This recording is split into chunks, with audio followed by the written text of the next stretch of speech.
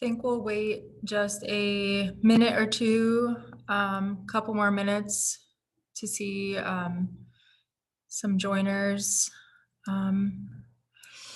See if some joiners are going to pop in, and then we'll get started.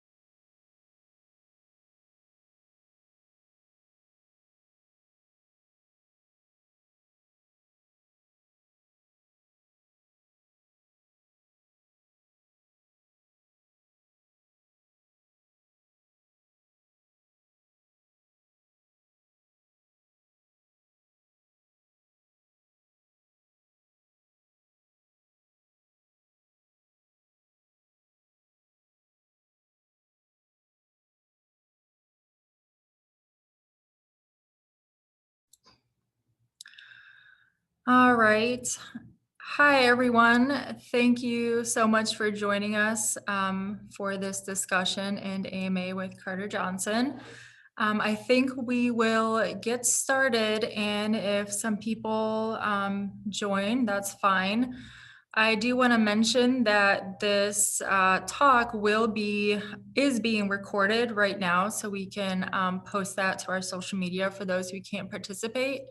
And so I just ask that if you can keep your video off and try to keep your mic muted, so we're not getting some background noise and things like that. And so, yeah, thank you everyone for joining us for the first AMA in our series, Curious by Nature. We're really excited to talk about today's topic presented by Carter Johnson, who's the land steward here at Bur Oak Land Trust. We're going to be talking about our trees, weeds. For those of us joining us today that are not familiar with Bur Oak Land Trust, thanks for tuning in and supporting this event. I'm just going to give a brief introduction to the organization. Borough Oak Land Trust is a nonprofit conservation organization that's been around since 1978 in the Johnson County area.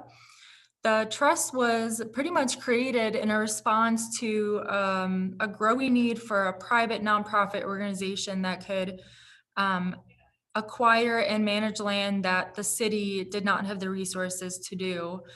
So back in 1978, it was started by a group of like-minded individuals, Nancy Cyberling being the kind of leader of those individuals who started all this great work. And so today, we own and manage 502 acres of land with about 16, I believe, yes, 16 conservation easements. So totaling close to 900 acres of protected land. In Johnson County mostly, with a couple one in Washington and one in Powashik as well. So the land that we protect is high quality habitat, or has the potential to be high quality habitat for native wildlife, flora, fauna. Includes remnant prairie, remnant woodlands, oak hickory, savanna, wetland, and restored prairie as well. So not only do we own and manage this land for the health of our ecosystems, it's also for the benefit of the community, really providing recreation and places to learn about nature year round. So that is the introduction to Borough Oak Land Trust for those not familiar. And now I will introduce Carter Johnson. And Carter, you can go ahead. Right. Thanks, Lydia. Thank you for the introduction. Thank you to you and Darcy, our AmeriCorps Outreach and Education crew, for putting this together this evening. As Lydia mentioned, my name is Carter Johnson. I'm the land steward at Borough Oak Land Trust. I have been since September of 2019.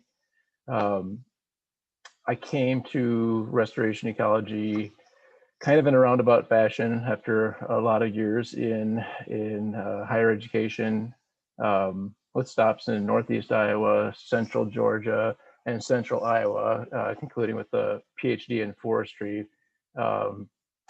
I continue to follow my curiosity, as the title of this talk, the subtitle of this talk refers to, and found an interest in restoration ecology as I was concluding my PhD work. I touched upon it with my dissertation and really found that to be an intriguing area of study and activity. So I quickly got involved in any capacity I could, and that was about 12 years ago. In the interim, I started a restoration ecology company and ran that company for the last 11 years, and then am currently running that business and acting as the land steward for Borough Oak Land Trust. In that capacity, as Lydia mentioned, we've got 12 properties that represent about 500 acres in eastern Iowa, different ecosystems that we're dealing with, but I'd say the majority of our landscape that we are managing is woodland. So this is a good first topic to be covering. In the course of the work as a land steward, I get to be involved in a lot of the activities of the trust. We have, as Lydia mentioned, we own and protect other lands with conservation easements, and I have the good fortune to be involved in the assessment process of those projects as they come in, and get to see easement and the properties that we wind up taking ownership of from an early stage, and do some species assessment and just the feasibility assessment for what we can do to perform stewardship on those areas. Once we own those properties, then the real good work gets started. And for the last 2 years, it's been a great joy for me to work with an AmeriCorps stewardship crew. Last year, we had anywhere from 4 to 12 members serving with us on our properties. And this year, we currently have a 6-person stewardship crew doing work on a daily basis on our properties. And it has been a great joy and a definite increase in our capacity to do that work. So before I get started, I want to just thank our board, our executive director, and our program director, Meredith Roman, for making these opportunities like this evening and then our day-to-day opportunities to get good work done on the land a reality. So thank you to everyone that has gotten us to this point. I think with that brief intro, I'm ready to answer some questions. So Lydia, if you want to start us off with a question. Yes, absolutely. And I wanted to mention that if anyone on the call has a question that popped in their head while Carter is talking, please feel free to send your question in the chat and we can see it that way and try to answer. Yeah, so we're going to do our questions that way. And our first question we're going to tackle here is from one of our followers on Instagram. What is the best way or resource we can help recover the tree situation in eastern Iowa post derecho? Okay, that's a big one. It's on everyone's mind in this part of the state after all the damage that we saw late summer. It's like I said, it's almost beyond my pay grade to even comment on it, but I think there are some definite general principles that will apply to a lot of the situations in eastern and central Iowa that saw so much damage. The primary thing that we've been seeing especially in urban areas is cleanup. The first thing you can do even to access sites for any kind of follow-up activity is to get the areas cleaned out.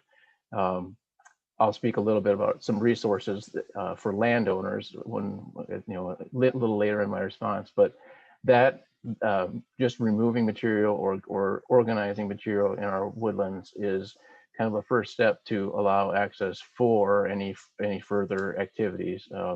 And the only thing we can do is to start the process all over again, and that means planting. And so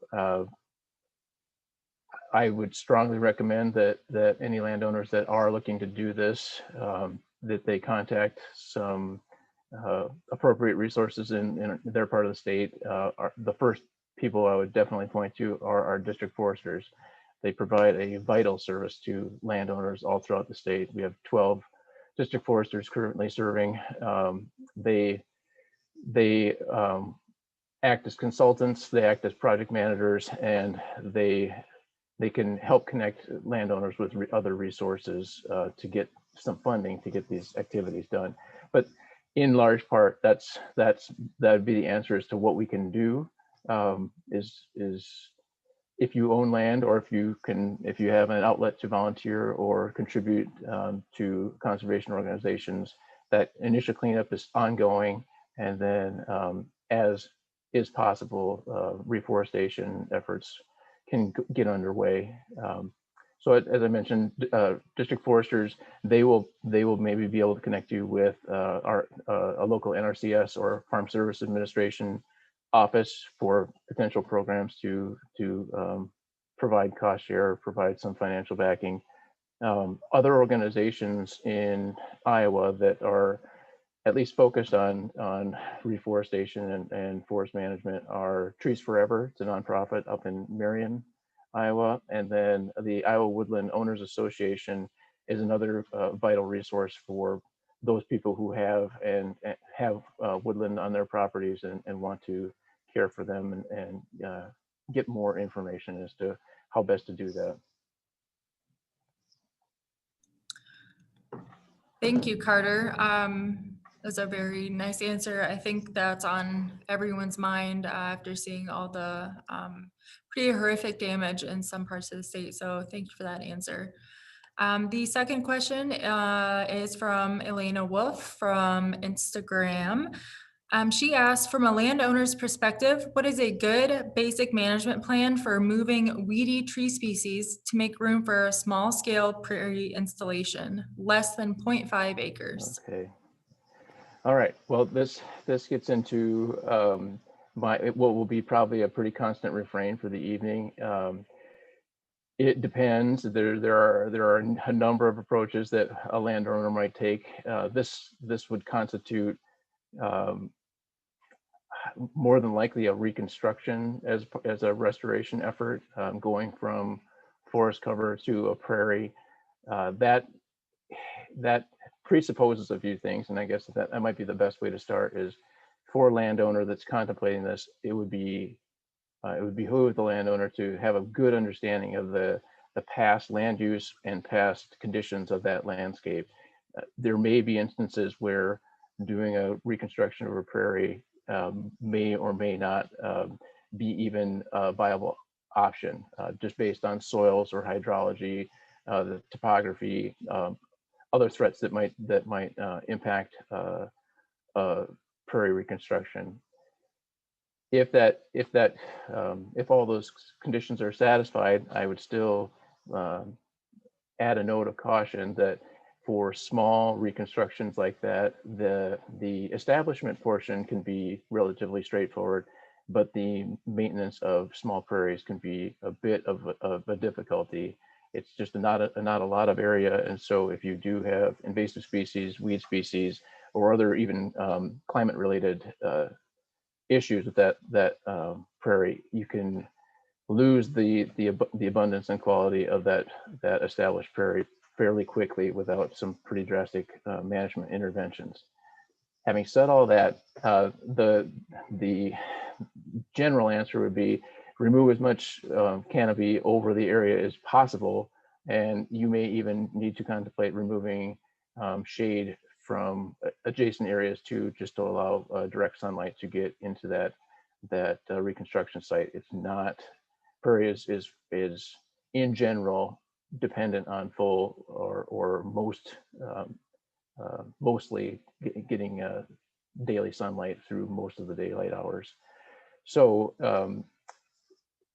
if you're, I guess as far as a prescription, the only other thing I can say is if you were to leave any trees on that site for one reason or another, one species to be definitely mindful of would be walnut trees. They they exude an inhibitive hormone through their roots that can reduce the germination and flourishing of plants in the drip zone or the drip line of that tree. So that species in particular can cause problems for establishment. Beyond that, I think the overall guidance would be to try to create as much open area that's going to get full sunlight for as long a time during the day as possible. All right, awesome. Thank you, Carter. These next, if there are any questions, please send them into the chat, and I'll make sure that Carter gets them and sees them and it gets answered. All right, and these next couple of questions are going to be from Jim Kessler. How do you determine what invasive tree species should be girdled and killed with chemicals? Hey,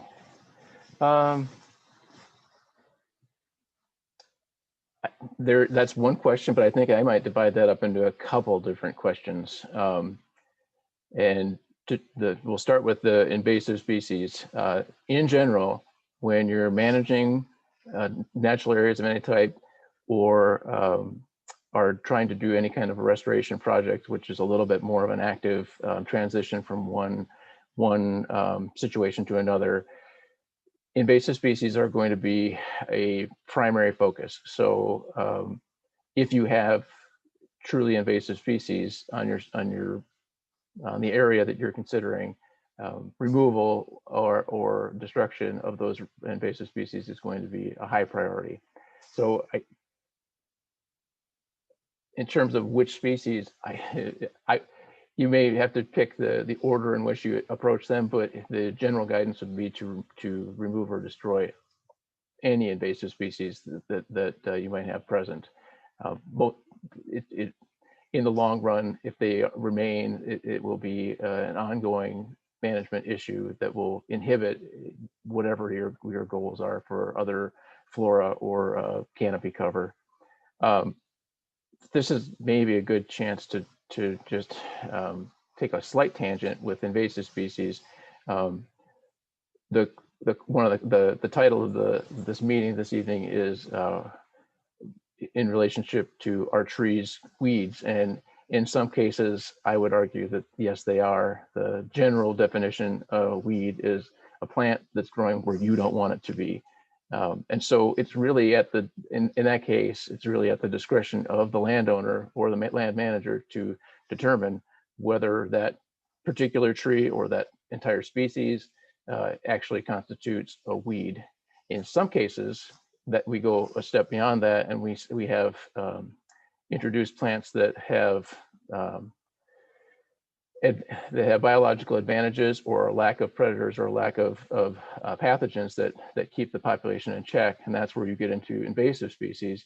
They have one or a number of favorable conditions that allow them to spread relatively unchecked on a landscape, and so they will eventually outcompete anything that at least resides under their canopy. In some cases, you could still have a functioning system that has invasive species in it, but generally speaking, they overtake and create monotypic systems. And so, getting back to Jim's question, picking and choosing, if a general way forward is practically speaking, you work your way from the ground up in a woodland scenario. But Jim did ask about doing girdling and chemical treatment, and that is kind of a shortcut to get to dealing with the canopy in a woodland first, and then coming back and dealing with some of the other potential threats or invasive species. So the answer is it depends. The answer relates to your goals and your resources and your time frame. Generally speaking, like I said, you'd work from the herbaceous layer to the shrub layer, the subcanopy, and then up to the canopy, just because that allows freedom of movement on a site. If you are going to try to reduce canopy quickly, then removing or killing trees standing with the girdle and herbicide treatment is definitely an effective way forward. And again, if you're picking and choosing,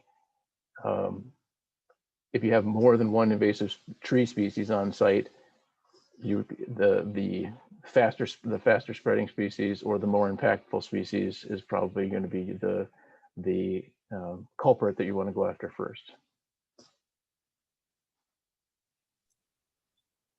Thank you. The next one is going to be, how should you determine which shade-loving trees to eliminate in an oak hickory woodland to protect mature trees? Okay. So this gets to, it depends, and it's really again about the landowner's goals for their site. If you are, well, I'm going to stop and double back a little bit. In woodlands, if you're standing in a woodland, you are experiencing some point on a succession progression. So in Iowa, going back thousands of years, the climate dictated that we had mostly grassland throughout the state. In the past 7,000 years, afforestation has happened. We've gained forest in the state of Iowa. Climate has changed some. Land use change in the past several hundred years has definitely changed. So that process of succession goes from diminutive and grassy herbaceous species to more woody cover to full canopy cover and on and on. So I think the question was regarded to an oak hickory woodland. Yes, an oak hickory woodland. So in this case, that system tolerates some shade tolerant species. Typically, if you are going to the level of shade loving species, you are in essence, taking that next step in the succession, the progression along the line of succession. Shade loving species will tend to form even a subcanopy that restricts light to the forest floor, which would restrict growth in the herbaceous layer and would also restrict germination of your oaks and your hickories. So in general, now getting back to kind of the question, in general, you have to be pretty thoughtful and careful about shade loving species like, and these would be sugar maple, basswood, and ironwood are kind of the complex that you see as that next level of succession. If you're allowing them to persist on your site, you are allowing for a seed source for more recruitment of those species, and it would be a question you'd have to answer is if that's something that you're willing to tolerate, or if you want to manage for that more prototypical oak and hickory system, which you would be inclined to shift more toward shade tolerant species like black cherry, like hackberry, like walnut. Those species can coexist in that oak hickory regime and not necessarily tip the scales toward full canopy closure, toward a lot more shade on the forest floor. You can manage for those species. The other benefit of those species that I just mentioned are that they are semi-fire tolerant. So if you are managing your woodland with prescribed fire, you actually have the ability to control some of that shrub layer and herbaceous layer. You can manage that with prescribed fire and not run the risk of a lot of loss of your non-oak hickory species. They can withstand some fire effects on them and persist. Thank you, Carter. The next one is, what guidelines would you give for thinning a forest that preserves local tree diversity? Good. So this is I should emphasize kind of the difference. I think I mentioned that you can be talking with regard to Elena's question, you're talking about restoration or reconstruction. This question sounds a little bit more like a management question in terms of you are trying to kind of maintain a status quo, not necessarily taking a woodland or an area from point A to point B and making a change. When it comes to stand diversity, it depends. It really comes down to the site history, the stand composition that you currently have. So if it is a relatively closed canopy, oak basswood, maple basswood, ironwood complex, your options have kind of diminished. You've gone down the succession pathway far enough where you are looking at some significant changes to that stand to allow for other full sun or sunlight dependent species. If you're in a different situation like that oak hickory woodland, which is a little bit more open, which allows for a little bit more sunlight, then you can kind of go back to the suggestions I made before, where you're incorporating I would always encourage to be selecting for as many of the native species that you can. And so if you're so lucky to have red mulberry on your property, that is the native variant of the mulberries that are found in Iowa. That's definitely a species that I would strongly recommend maintaining if you can, if that fits in your goals. Black cherry, walnut, elms, even though they're going to be susceptible to Dutch elm disease. In the past, people would have suggested to leave an ash component. At this point, that's kind of that's old recommendation, just based on the emerald ash borer and the near-term mortality of most of those trees in the state of Iowa. So they may be, if you're making decisions on thinning, you may use that as kind of a guide for removing some trees.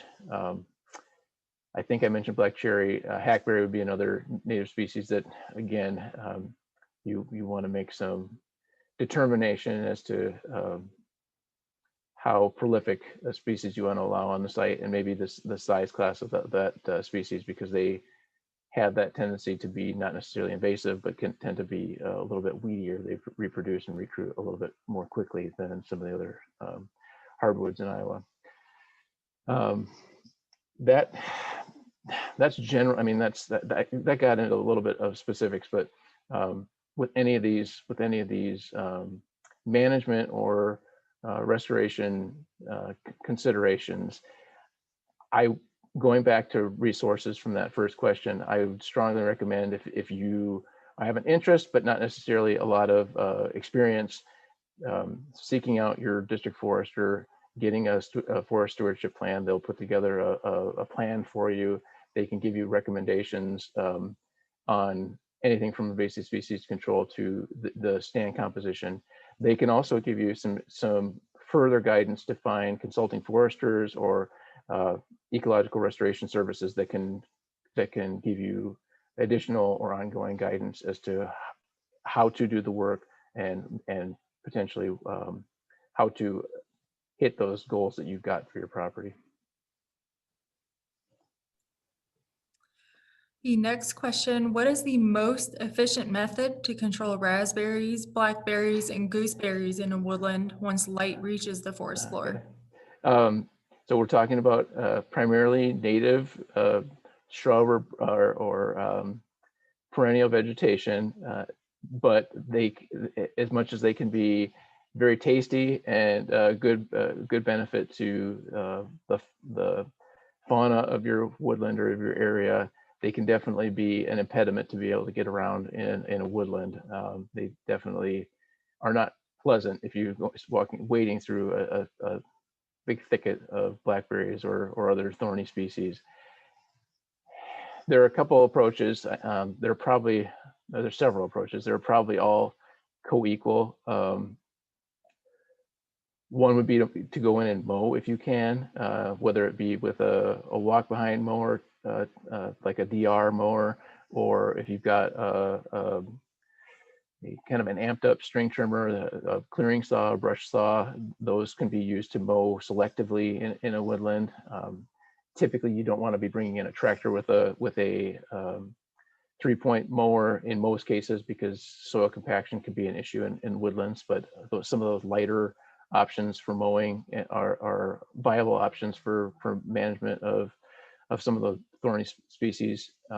Prescribed fire is another mechanism for suppression of those same species.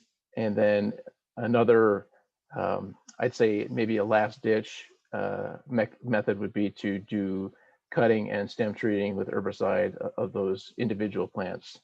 And I say that as a last ditch, because that's, in most areas, that's going to be a considerable amount of work and a concerted effort over years to control those populations. So it really kind of depends on your tolerance for the amount and distribution of those species in your woodland.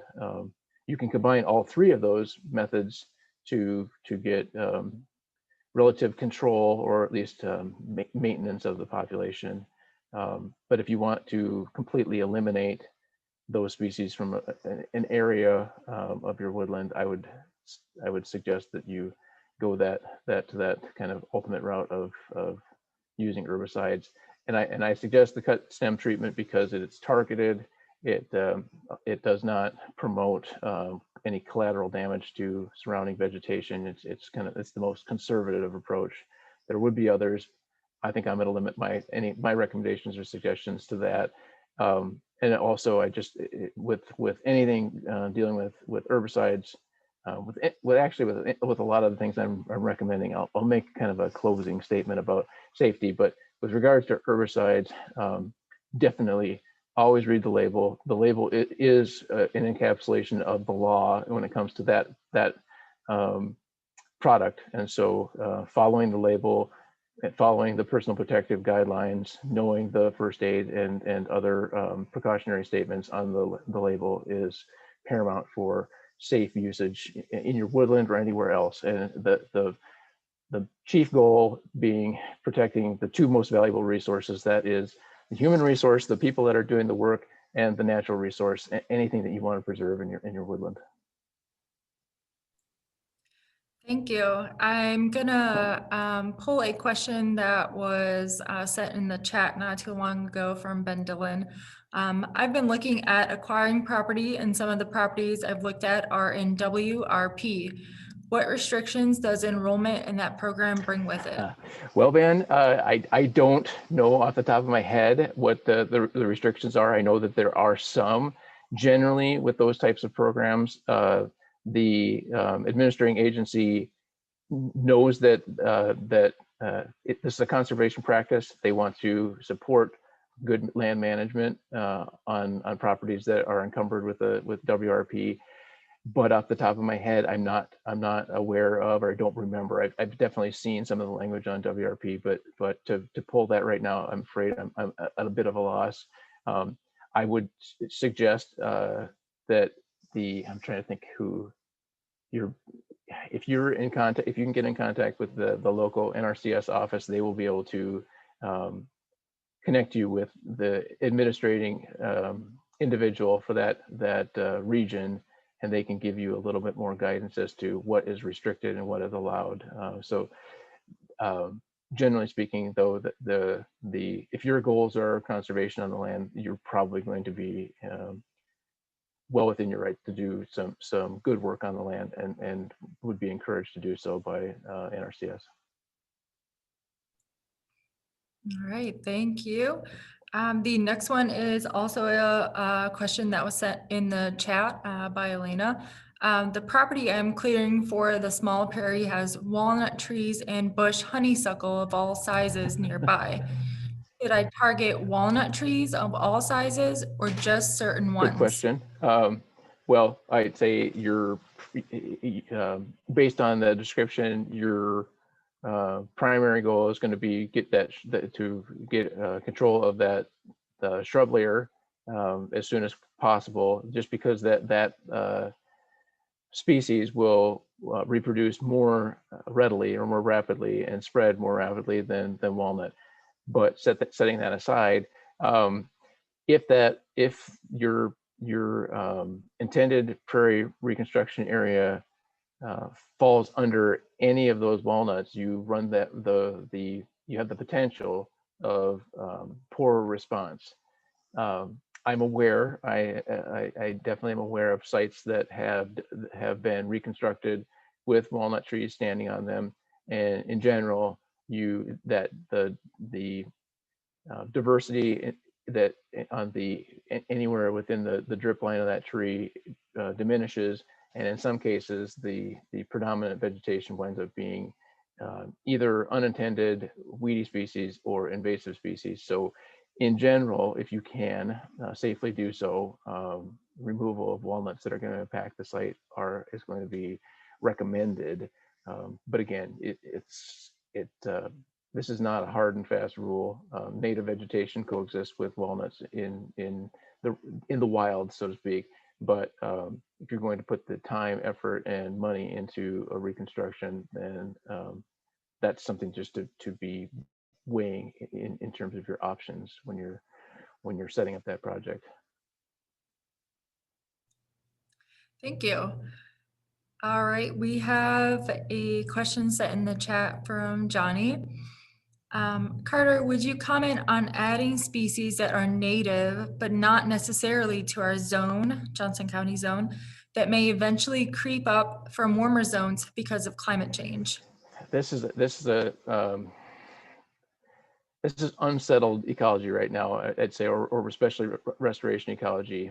My personal response is to be a little bit on the aggressive side. That comes from a couple of places. One is that yes, with climate change, the conditions on a site that doesn't move are going to change, and that will affect the response of vegetation. Trying to pick winners and losers is difficult. So that's kind of the downside or the tricky side of that approach. The other part of it is that if you're finding seedlings or seed source for amending your plant mix or doing an establishment or yeah, I guess those would be the two main instances. A lot of times you're going to be going outside of that local ecotype zone just for acquisition of seeds or seedlings. You're typically going to be looking at regional ecotype at best, unless you have a nearby seed source that you can either purchase or hand harvest or acquire in some approved and legal fashion. Um, the other consideration that I take into account is we don't know what we don't know in terms of the communities. If we know that, at least in terms of, and I say that because we've got fragmentation of landscape due to agriculture, urbanization, and all those things. If we know that the species you're contemplating was never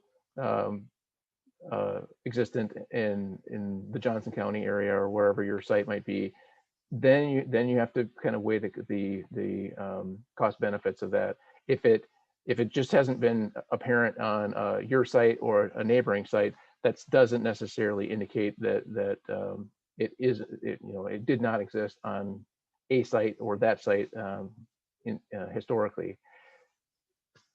Having said all that, historical evidence is only a guide in this case, because we are contemplating those changes in climate and weather that you're trying to anticipate. And so the long way around is you still have to determine if you're purchasing seed or seedlings or bare root stock or whatever it might be. There is a cost benefit. It may fail to thrive because you've gone too far outside of its zone. But in general, I lean a little bit toward that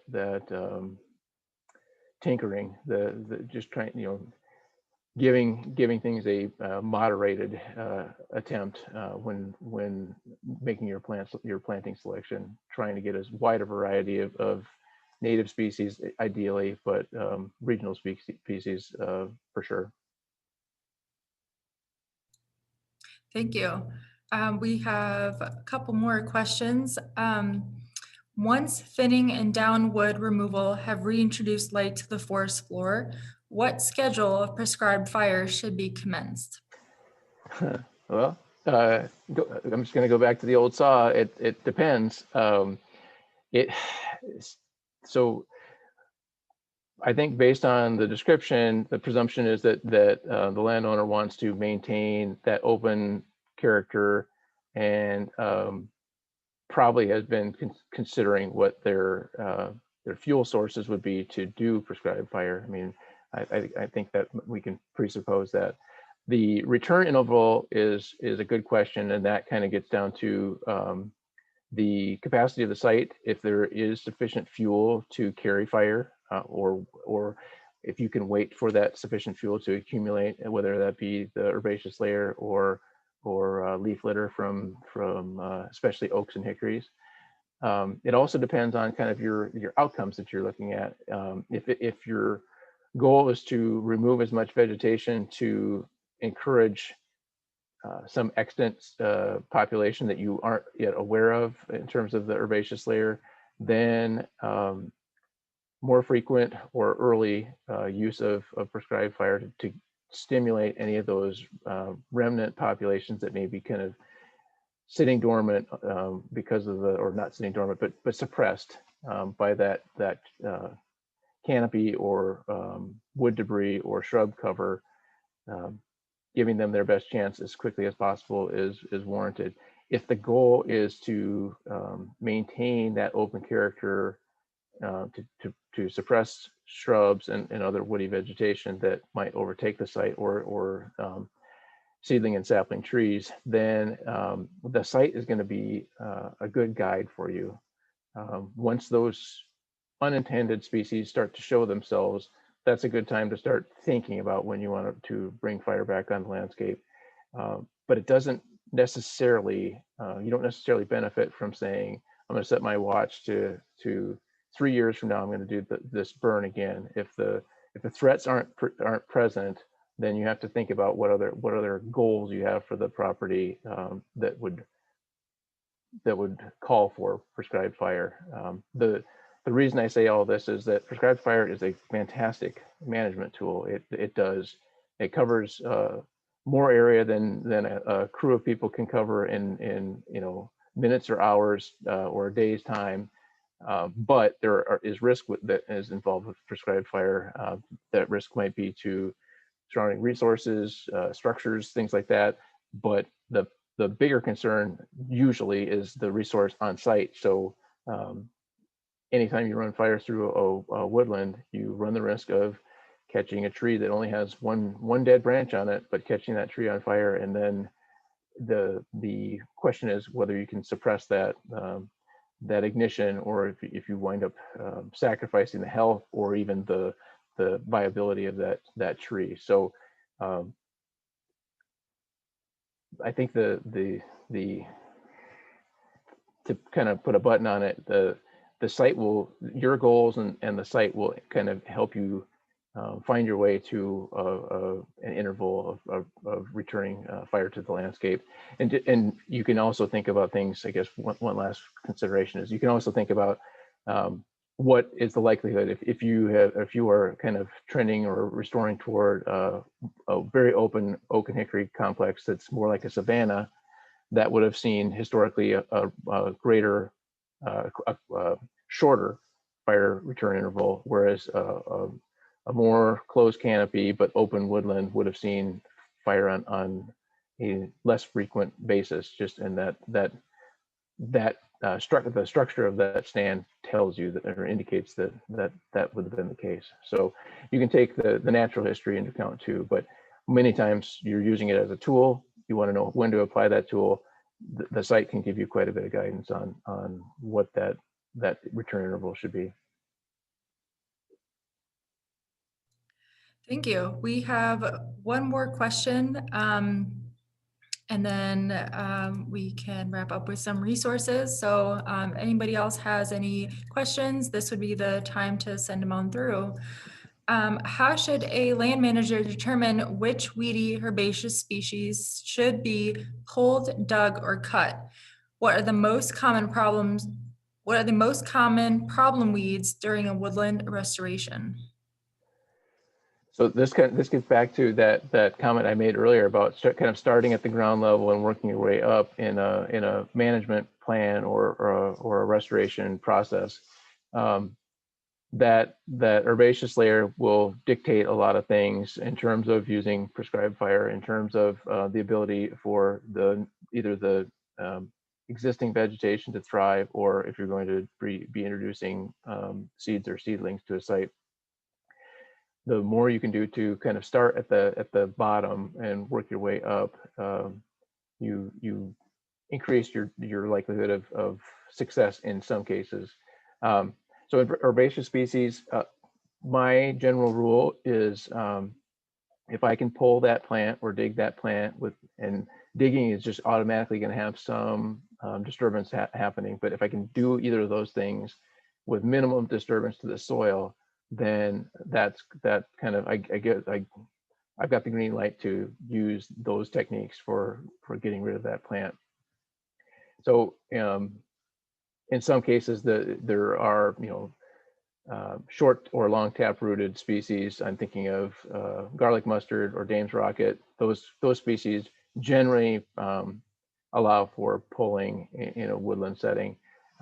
If you get into some other species like burdock, it's generally tap-rooted, but it can form a fairly large root mass, and so you could, especially in cases where burdock forms a fairly good population, you're looking at a fair amount of soil disturbance. So plant size and the number of plants would kind of be my guide there. But just generally speaking, that's kind of what I look at is, am I going to be causing a lot of disturbance to that the soils, the forest soils, the more you can they can be maintained intact, the less disturbance to any seed bank that's there, and also just the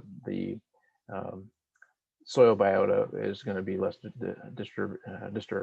The mycorrhizal communities and other things that may be a benefit to your intended plant or planting.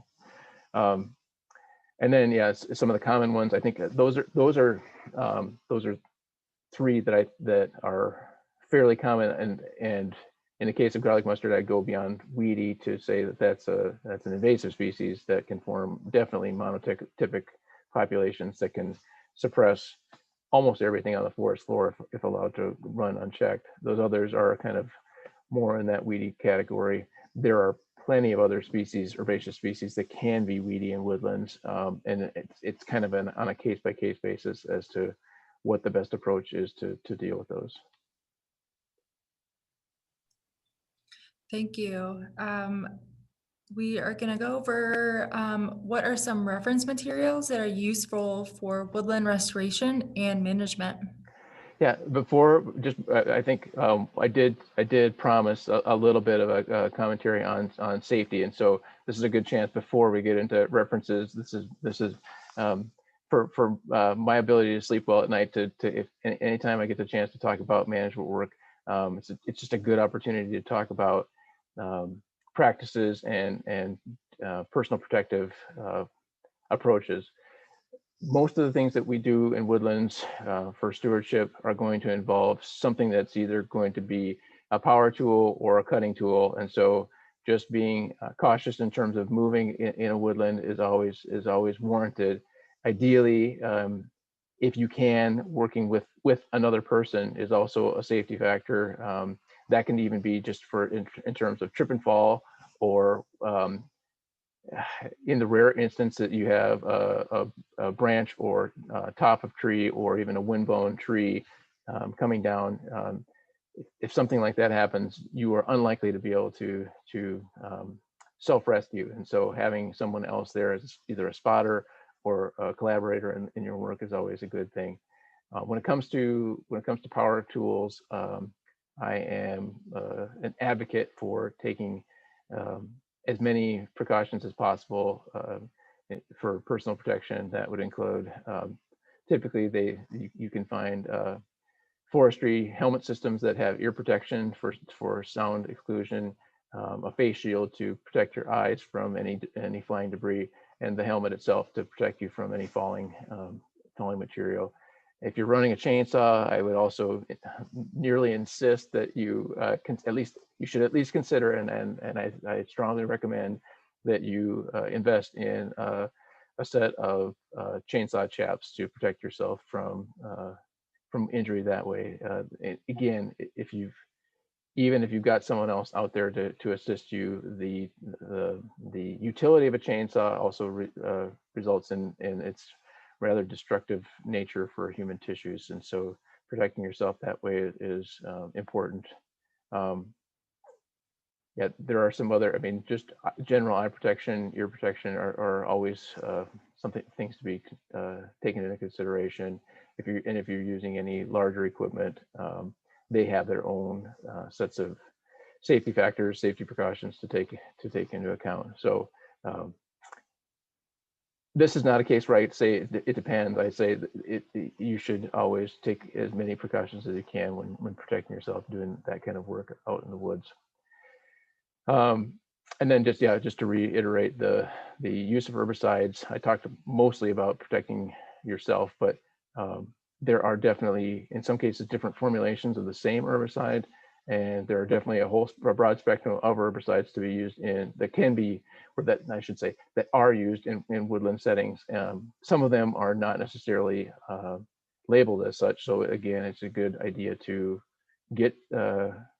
have a good understanding what that label says and means. And if you don't know what it says and means, and sometimes it's a little difficult to decipher, there are resources out there. Usually the county extension office will have someone who can give you some guidance with regard to herbicides. Also, there's a state office, the IDOLS, and I'm going to blank on the what that acronym stands for off the top of my head, but they can give some guidance as well about herbicides and safety with regard to herbicides.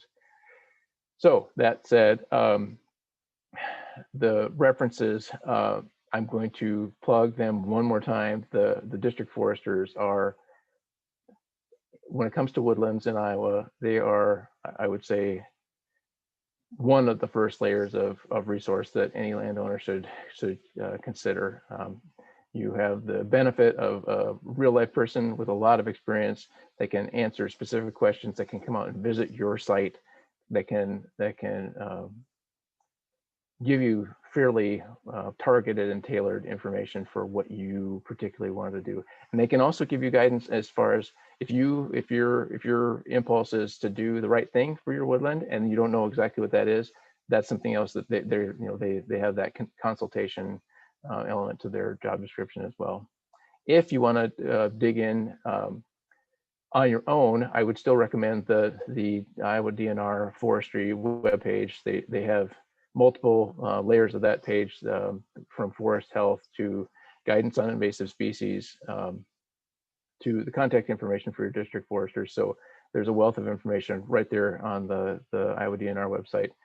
I've talked a little bit about prescribed fire. They have some information about prescribed fire on there as well, so that if you're interested in that, you can get some basic information from them. Moving on to some written guides. I'm just going to turn real quickly and grab them. I've got kind of a collection at my desk.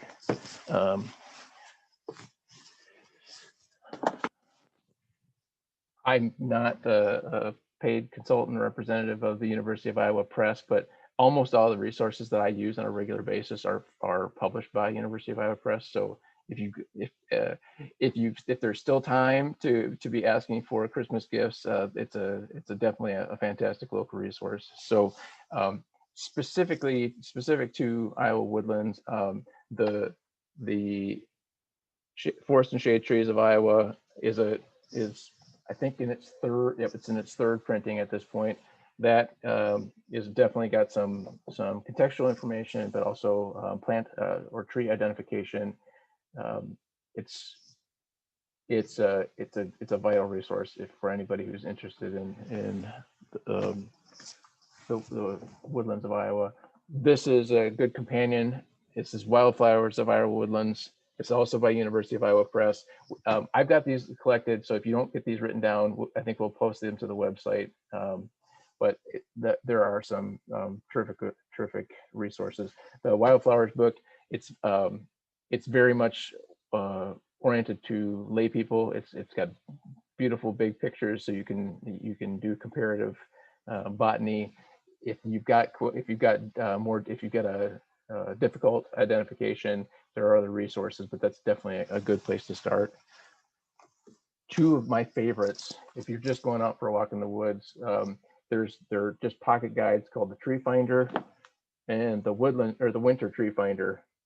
These are dichotomous keys, but they're not quite as what should I say, formalized as a typical flora would be. So that there are some diagrams inside them, and it's a little bit easier to use, and it's just a simplified key for identification of Iowa or of North American trees. Most of the all the Iowa species are listed in there. There'll be additional species in them, but they're fairly easy to use. They've got a description of how to use them, and the Winter Tree Finder is especially helpful, because that for most people is a real stumbling block or a real difficulty once you lose the leaves and any other identifying characteristics. When you've just got a standing tree, it can be difficult. And that I find that in the past, when training new crew members, that just getting that in their hands has been instrumental in them learning to identify trees in the winter.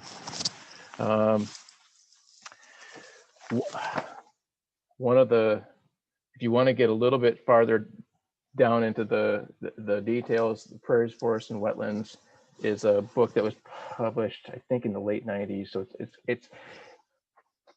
it's still mostly up to date in terms of information and references. The beauty of that publication is it gives a lot of historical context for those systems, and starts to break down there was the question about what species to preserve for stand diversity. It gets into the primary species that would be in a typical oak hickory stand, but then it also gets into some of the secondary, the subcanopy, the shrub layer, and the herbaceous layer. So it kind of gives you some guidance as to what might be possible on your site. I don't have a copy of it, so I have to pull up the exact title. But one that I would recommend is from the University of Minnesota. Actually, no, not the University of Minnesota. It's where is it? Minnesota, University of Minnesota Extension. Yep. Woodland Stewardship: A Practical Guide. And that's one that that in the past, the Iowa Master Woodland Manager course, that was the reference text for the textbook for that course. That's currently, I just checked the website today, that program is currently on hiatus or on pause, but that's another resource that if it does become available again, anybody who's interested in learning about managing Iowa woodlands, it's typically presented by district foresters and extension foresters, and it's a multi-week course, but it gets to that next layer. You know, we're talking kind of first pass on a lot of these questions tonight. It gets into some site-specific guidance and the how-tos on managing woodlands. So there are a few others. Rather than belaboring the point, we can put those up either on social media or on the website so that people can refer to them. But yeah, there's a lot of information about prairie management, stewardship. For woodlands, it's a little bit, you have to kind of triangulate. Would be my guidance. There's some good natural history. There's some good keys. There's some good basic identification, but in terms of management and management practices, there's not as much out there for that specific type of information. And again, that's why I have harped on it. The district foresters are going to be able to kind of point you in the right direction if you've got specific questions. Thank you, Carter. We will definitely be sharing the listed resources along with some others on our website as well as on our social media. So if you're not currently following our Facebook or Instagram, it'll be on there. So if you follow us, you'll probably see that on your feed. We'll have it up on our website as well, boroughclantrust.org, at some point tomorrow or at the latest by Monday. If you would like to send in your email through the chat to be subscribed to our newsletter, or do you want a direct PDF of the resources that we just listed, you can go ahead and send your email in the chat, and we'll send that out to everybody that's participated tonight. And so thank you everyone so much for all the great questions and for the great discussion. I think we all definitely learned a lot tonight. So thank you, Carter. Thank you so much. It's super interesting and informative talk. So, and I hope we'll get to have another one and talk some more about the work. So yes. Thank you. Yeah, and thanks to everybody for participating. I appreciate the questions were excellent, and that it's always fun to talk about this work. I find it fascinating and very rewarding. So it's a pleasure to share with you. All right. Thank you, everyone. Have a great night.